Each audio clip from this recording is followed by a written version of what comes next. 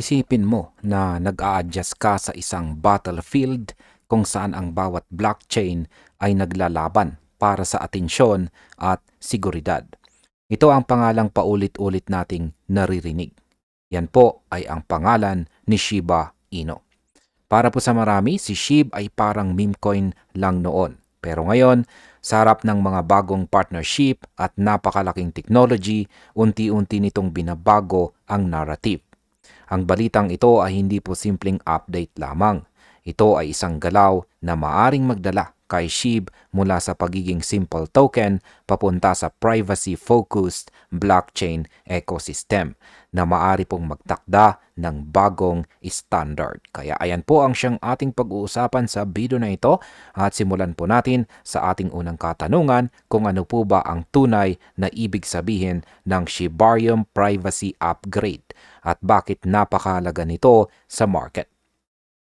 Nitong mga nakaraang araw, ibinahagi po ng Shiba Inu team ang plano nitong magdala ng isang full on-chain privacy system sa Shibarium. Sa social media post ng kanilang marketing lead na si Madam Lucy, sinabi nitong ang Shibarium ay magkakaroon ng kompletong privacy bago matapos ang second quarter ng taong 2026. Para sa maraming traders at holders, pwedeng mukhang technical lang ito sa surface level. Pero kapag inintindi natin ang implications nito, dito mo mararamdaman na ang Shibarium ay hindi po ordinaryong Layer 2 network lamang. Ito ay posible dahil sa partnership nila sa cryptography firm na Zama, isang kumpanya na may expertise sa fully homomorphic encryption o FHE.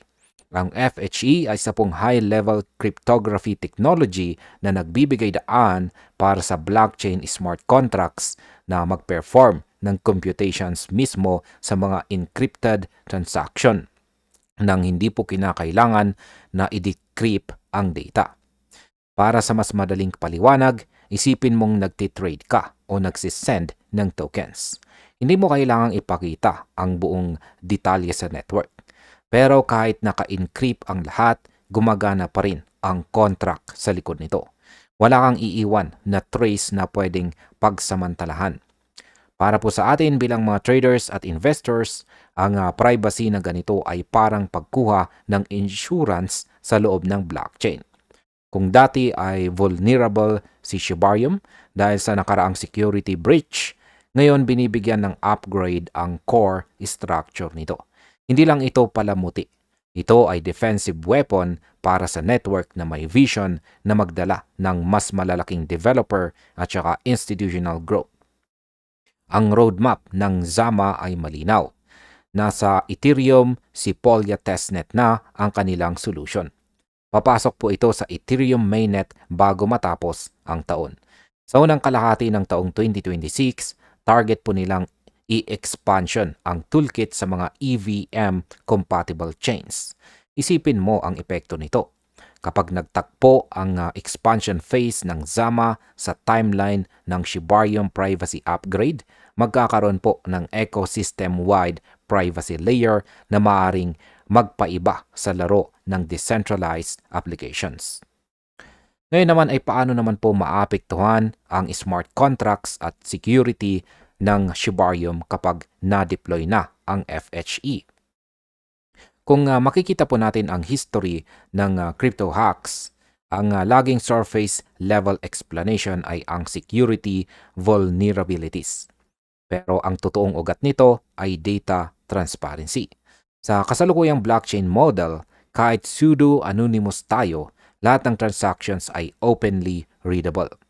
Kapag nakita po ng attacker ang pattern, easy po nilang target ang mga wallets, protocol vulnerabilities, at ang governance weaknesses. Ganito nasunog ang maraming DEX at saka NFT protocols. Pero sa FHE ng Sama, nagbabago po ang mechanics. Hindi na kailangang i-decrypt ang data para gumana ang smart contracts. Ang ibig pong sabihin nito, kahit ang contract mismo ay blind or bulag sa content ng data habang nag-ooperate, wala na pong paraan para itong pagmulan ng exploit.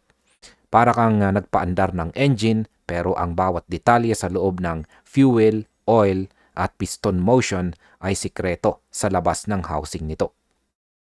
Para po sa atin, ito ang pinakaimportanteng aspeto. Hindi natin gustong masira ang tiwala ng market dahil sa exploit events. Kung si Shibarium ay magiging mas tahimik, mas private, mas secure, hindi lang price stability ang epekto nito.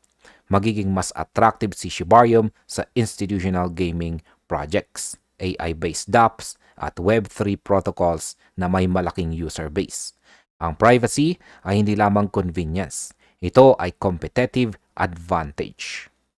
Ngayon ay bakit po big deal ang AI gaming partnership sa Token Play AI para sa SHIB ecosystem? Napaka-interesting po ng next chapter. Ang Shiba Inu ay naglabas po ng bagong partnership sa Token Play AI. Maraming crypto projects ang nagtatangkang sumakay sa AI narrative. Pero kadalasan, meme lang ang concept. Yan, may meme lamang po ang concept lang. Ito ay iba. Isa itong move na may konkretong direksyon. Ipapasok po ng Token Play AI ang SHIB Team Gaming Mini App kung saan magkakaroon ng incentive rewards at interactive gameplay na nakahanay sa SHIB brand. Para po sa mga gamers, developers at saka meme investors, ito ang tatlong bagay na nagsasama.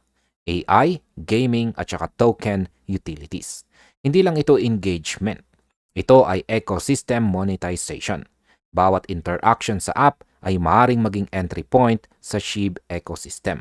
Ito ang uri ng funnel na kayang magdala ng millions of non-crypto users papunta sa blockchain economy.